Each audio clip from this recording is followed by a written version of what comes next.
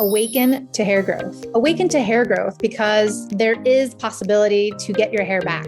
Awaken to hair growth because we're not told that we're able to conquer and overcome alopecia. Awaken to hair growth because I want to be a positive light and beacon for you because I've healed my alopecia and now I help others do the same with different types of alopecia, men, women, children of all ages, of all races and ethnicities. Hi, everybody, and welcome back to the Alopecia Angel podcast. I'm your host, Joanna Dahlman, and today we are going to be talking about the power of positivity. Many of you know that I'm optimist, and as an optimist, there's been numerous studies and numerous research that has been done by Harvard and by other researchers and other scientists. The norm, the general consensus is that optimists and people who are positive live on average 10 plus years longer than people who are negative. That's a staggering statistic, because that can really shave off 10 years of your life or give you an extra 10 years of your life. Granted, there are other attributes to this, but at the same time, all the factors in regards to socioeconomic, weight, disease, or even, gender or anything else that could categorize you still didn't have an implication in terms of being positive. They've done numerous studies that I wanted to share a couple with you today, and it's quite remarkable. A 2011 study, which found that those who reported higher levels of satisfaction in areas like career, life, and family had a reduced risk for heart disease. So this study is linking health, general health, in regards to optimism. And there is a direct link between cardiac health and mental health with optimism. The following year, so that's 2012, Harvard researchers reviewed more than 200 studies on this topic, concluding that people who are more optimistic and satisfied with their life have a reduced risk of heart diseases and stroke. Pessimism was linked to a 19% higher risk of dying over a 30-year period in another study. After examining the associations between optimism and heart health in more than 5,100 adults of various ethnic groups for 11 years, researchers concluded that people who display a more optimistic can-do attitude in life experience significantly better cardiovascular health over the long term. Those who were the most optimistic were up to 76% more likely to have a total health score in the ideal range. So this is not to say that we have to be positive and, just put on a fake face if we're not feeling it for the day. What I'm trying to say is that when we lean towards optimism, when we lean towards being positive, we see things switch. We see outcomes come out differently. So let me go ahead and use my own situation with alopecia. So I was diagnosed, years ago, and I had alopecia areata, moving into totalis, and it was awful. All of it was awful. But at the same time, my positive nature, even though it was bruised a little bit, it took a beating. But at the same time, I picked myself up each and every time. So yes, okay, I could take a day to cry and cry it out, or an afternoon, or, to wallow in my situation because I didn't have any resources. There was no help. The doctors couldn't help me. And it was just a never-ending cycle. And this prolonged, This wasn't just a few months or a few weeks. I had alopecia for over 4 years before I was able to see just a little bit of hair growth. So in those 4 years, I had numerous ups and downs. I had numerous setbacks. I had failures. I had successes. And at the end of it, I overcame my Mount Everest. I was able to climb to the peak and get all my hair back. And not only that, but to keep it, even amidst COVID, even amidst stressful times, even amidst postpartum, even amidst other life scenarios, my hair's always remained. And I can guarantee you it will always remain, because now I have the keys and the knowledge and an understanding of my blind spots in order to not go down that path again. And that's all key to your success. So the thing is, it's like, yes, we're all allowed as humans to feel all the feelings, the good, the bad, the ugly, etc. But we got to pick ourselves up. We got to move forward quickly. So if you're having a bad day, give yourself, an hour or two to just be grumpy or have that bad day. Feel it, let it go, and then let's move into an optimistic state. How do we do that? Well, there's many ways. We can start writing a list of what we're grateful for. We can look to see, the gap in the gain. What I mean by the gap in the gain is like, for example, I have 2 arms, 2 legs. I have, no joint pain. I have a great body that supports me, right? And so in this sense, you can also think backwards and say, what if this was all taken away? What if, the arms, the legs, the mobility, the no pain in the body was all taken away all of a sudden? Now, how would you feel? You would feel awful, right? I would feel awful for sure and very sad. And so now I can appreciate even the little things that day to day I probably take for granted, of the mobility, of not having any bodily pains, of, being able to, even when I'm not well rested, to be able to get up and be motivated and, have things to do and be excited for the day, even if it's raining outside, even if it's snowing, even if, life happens, because life will happen. It's about our perspective in navigating us, our emotions, and how we think about things that will affect us long term. Right? It's not about the outside or what things happen, whether there's a car crash or there's traffic or it's a snow day and you're stuck with all your kids at home or what have you. It's not about the situations on the outside. It's really your response to those things. It's your mindset and your thought patterns about what's happening, whether, it's anything, including the diagnosis. And so this is why it's so precarious. And this is why I'm actually preaching about this, because at the time that I was diagnosed, I didn't have any tools. I didn't have any techniques. I wasn't able to reframe this. I was just in shock. I was stunned. I started crying. I was feeling all the emotions. And then I leaned on the doctors, and that gave me no help, no resolution, no nothing. And so then from there, to be able to scratch my head and be like, okay, well, what am I going to do now? Now that the doctors in Europe, now that the doctors in the US aren't helping me, what am I going to do now? And so this is where I gave myself some time, 4 years, really, 4 years time to figure this out, to have the trial and errors. But you know what? I came out on top. And I know you can too. I know if you're newly diagnosed or if you've been dealing with this for weeks or months or maybe even years or decades, you can still get through this. You can still climb that Mount Everest. You can still get to the top. Sometimes we just need a little hand holding. Sometimes we need guidance. Sometimes we need to ask for help. Sometimes we need the coaching that comes along with experience. Sometimes we need that extra support, the accountability. I'll say that the other day I spoke to a client who had done my program last year. Last year, January, he did my program, and he came to me with alopecia universalis. He's a gentleman in his,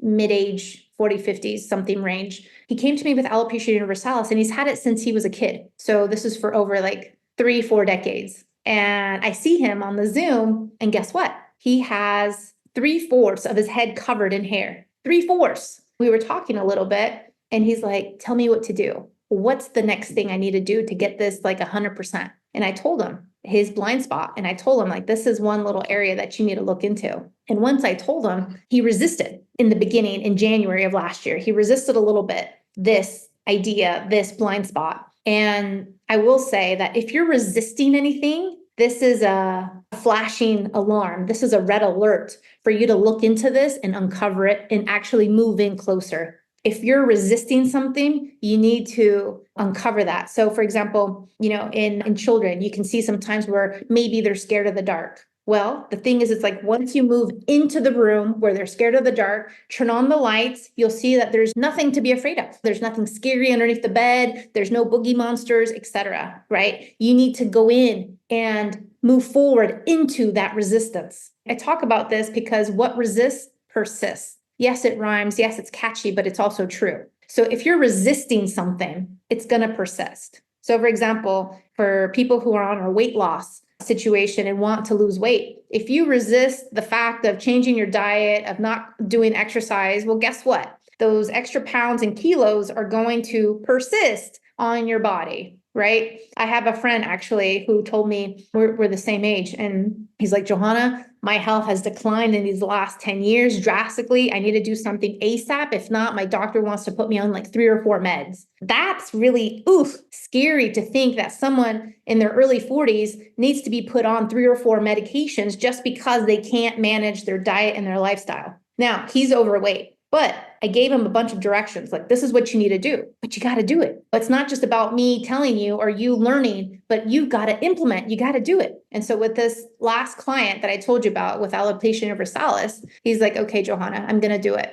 And I gave him a strategic timeline of how to do this and what to do. And I told him come back to me. Because just so you all know, when you become a client of mine, I'm always going to reach out. I'm always going to follow up. I'm always going to be, seeing what's going on. Even if you don't reach out, I'm going to reach out, because for me, you're not just a client. You are someone who I get to know, get to understand, and privy to your life. And I want to see you succeed in all areas. And so if there's one area, like in this case, there's one little blind spot left, we need to uncover that, fix it, and rule it out and be done. And so he told me, okay, Johanna, I'm going to do this, and I'll get back to you once it's done. And I told him, I'm so excited because I know this is going to propel you to that next level. You've already gained 3/4 of your hair. This is the first time that's ever happened in decades. And now you just have like that 25% left. You're right there. You're on the cusp. So this is fantastic. Everyone's journey is going to be so different. My journey is different from everyone else's, right?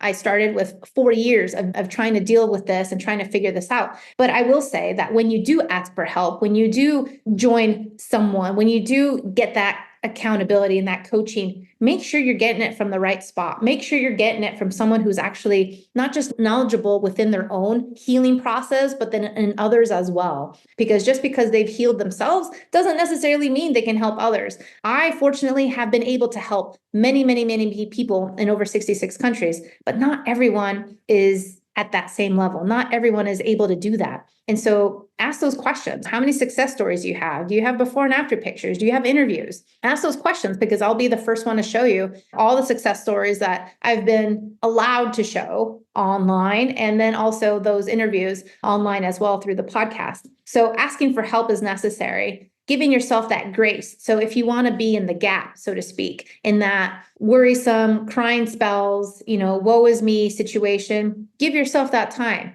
but don't let it last for more than half a day. Pick yourself back up and give yourself the perspective of like, okay, what am I gaining from this? Because you know what? We all have so much to gain from alopecia. We all have so much to gain. And I can't say that enough, but at the same time, maybe you won't understand me because you're not on the other side yet. But I will say there is a light at the end of the tunnel. And once you're into that light, it's not just beaming and shining, but it's like warm, it's hot, and it's vibrant. I'm much more vibrant than I used to be. I'm much more healthy than I used to be. And my hair and my everything else is in the best place ever than what it used to be. And it's only getting better. Understand that. Alopecia is helping you to get better. And so think of it in that way, because that perspective, that mindset shift, the power of positivity will help you not just live longer, as we've seen in the studies, but will also be able to help you have better health in general, but then also help you propel you to get there sooner. I was on a podcast. And I was interviewed on a podcast where the lady had Crohn's disease. She was the podcast host. She had Crohn's disease and she had dealt with it for 10 years. And during that podcast interview,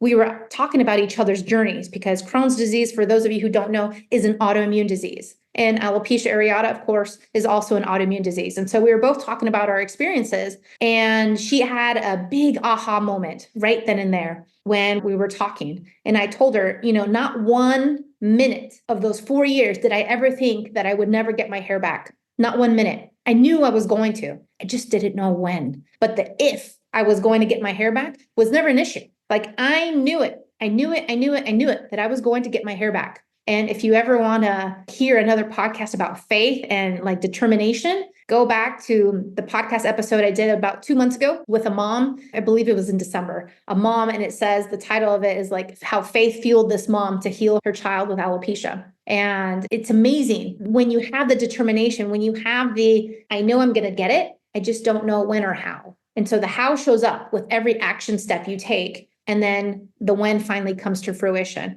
And this lady, the podcast host with the Crohn's disease, she had this big aha moment. She's like, you know what? Every day of those 10 years, because it took her 10 years to finally reverse and heal this naturally, because she also wanted to do things naturally. It took her 10 years. And she told me, every day of those 10 years, I told myself that, why me? Why is this happening to me? And she kept questioning the situation instead of looking at this like, okay, this is a challenge. I'm determined. I'm going to heal. And, I'm going to take these steps. She didn't. She did the opposite. She asked and questioned, like, why is this happening to me? And, woe is me. And so that can just give you a little perspective of her taking 10 years to finally heal versus me, who had the positive and the optimistic resilience most of the time, right? Because I did have bouts of like, why can't I figure this out? Not why is this happening to me, but more like why I can't figure this out. And this is why I do what I do, because I want everyone to figure this out. I want everybody to understand and learn and have the guidance and the coaching and the expertise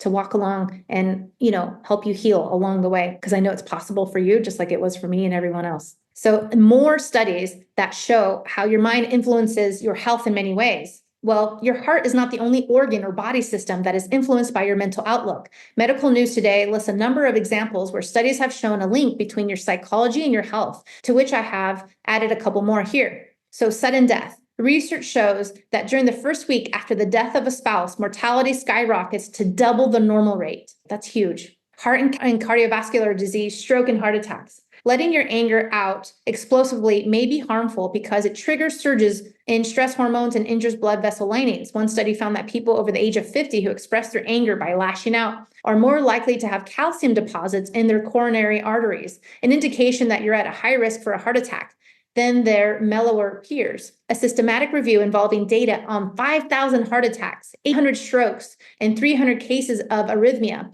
also revealed that anger increases your risk of heart attack, arrhythmia, and stroke, and the risk increases with frequent anger episodes. GI problems, gastrointestinal problems, sustained or chronic stress has been linked to a number of GI problems, including inflammatory bowel disease, irritable bowel syndrome. It's becoming increasingly clear that your brain, your immune system, and your gut microbes are intricately linked. Autism, for instance, is associated with gastrointestinal problems and potentially an overreaction in the immune system. Cancer. Your outlook has an effect on your ability to recover from cancer. The quality and quantity of psychological support also makes a difference in survival rates. HIV, heightened stress, and dwindling support from family and friends has been shown to accelerate the progression of HIV infection. Allergies, skin complaints like psoriasis and eczema have psychological underpinnings. The psychological state of a patient has been shown to affect the rate of healing. As noted in the article, for instance, increased levels of fear or distress before surgery have been associated with worse outcomes. So if you don't have a positive outlook when you're going into surgery, we're going to have worse outcomes, including longer stays in the hospital,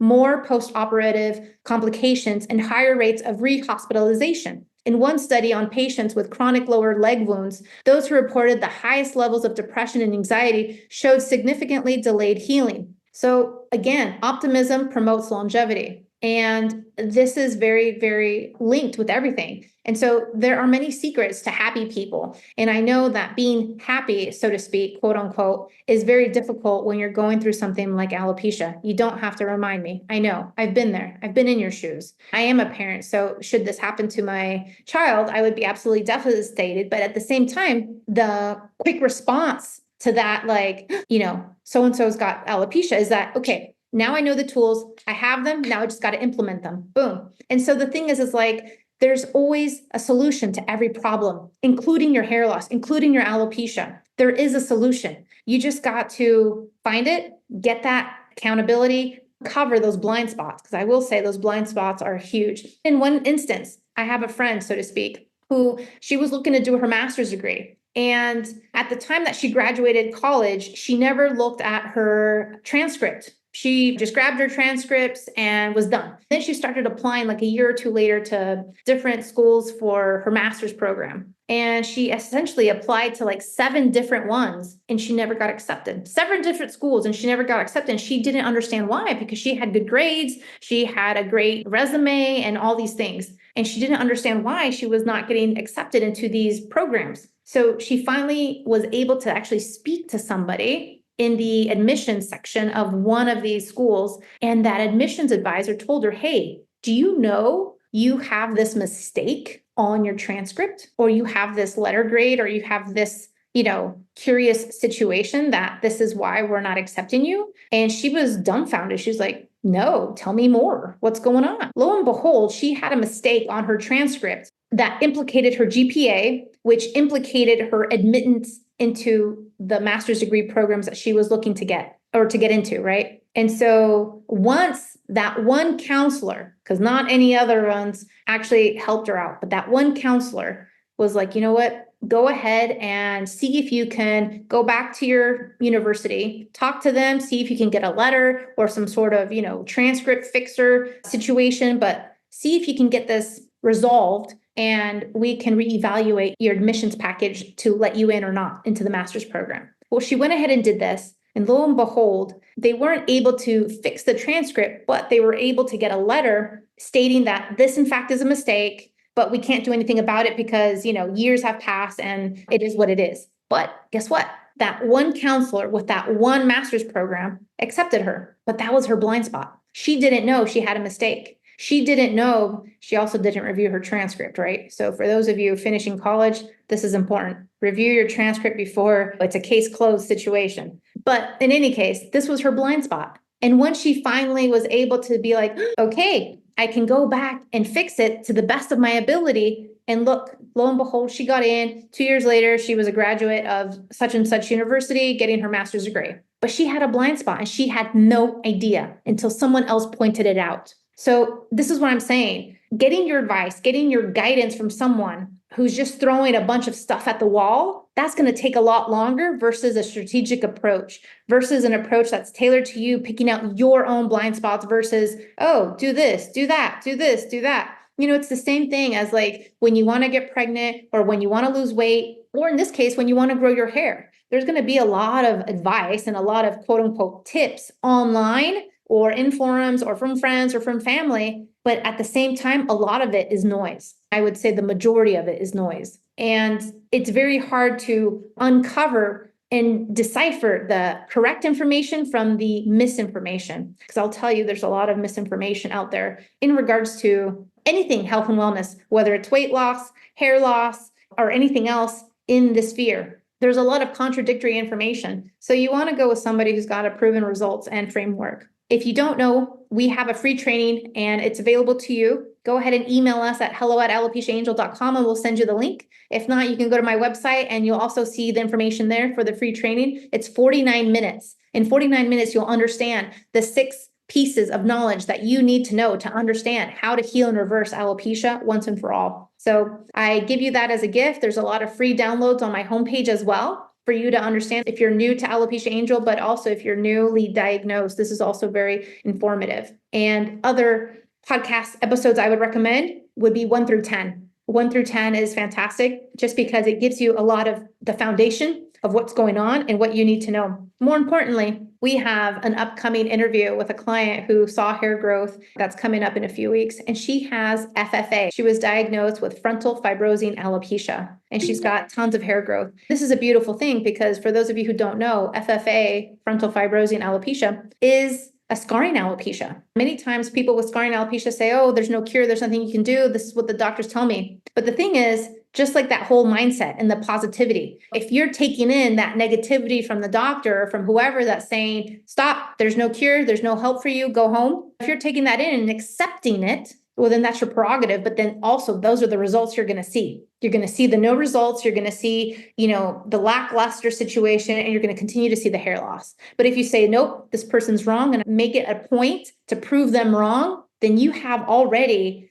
that power of positivity in your favor, in your corner, behind you. The universe is there to back you up, and it wants you to succeed. Regardless of any religious affiliation, the universe in general is made of energy. So the more positive outcomes, mindset, thoughts, actions that we have on a daily basis, the more this builds up cumulatively. And this also propels us to reaching our goals and succeeding at them, not just in hair loss, but also in life. So I hope this has helped you. I would love for you to rate and review the Alopecia Angel podcast. This way, more and more people can see and be alerted that there is such a podcast that helps them in their journey. If you have any questions or concerns, feel free to email us at hello@alopeciaangel.com. Thanks so much. Take care.